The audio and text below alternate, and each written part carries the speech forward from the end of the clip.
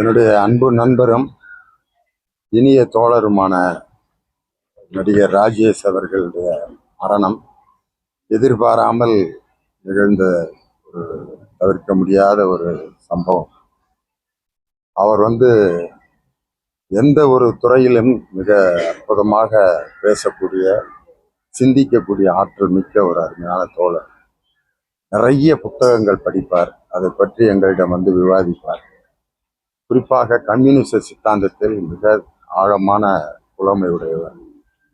அந்த மேடைகளில் என்னோடு நிறைய பேசியிருக்கிறார்.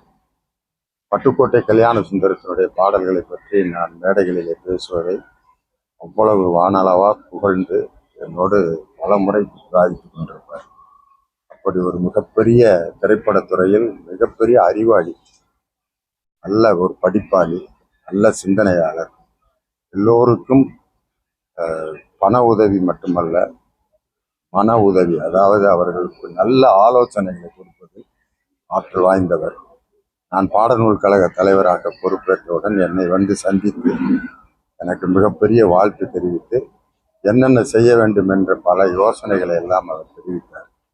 அவர் தெரிவித்த ஒரு யோசனை தான் வஉசியினுடைய அந்த இன்னொரு பகுதியான அந்த நூல் திரட்டை வெளியிட வேண்டும் என்று டாக்டர் அரசு அவர்களிடமிருந்து அந்த நூல் திரட்டை பெற்று அந்த நூல் வெளியிடுவதற்கு மிக உதவியாக இருந்தார். அப்படிப்பட்ட ஒரு நல்ல சிந்தனையாளர், நல்ல நடிகர், நல்ல மனிதர் இன்று நம்மை விட்டு பிரிந்தது மிகப்பெரிய வருத்தத்துக்குரிய செயல். அவரை இழந்து வாடும் அவருடைய குடும்பத்தினருக்கும் திரையுலகினருக்கும் என்னுடைய மனமார்ந்த இரங்கலை தெரிவித்துக்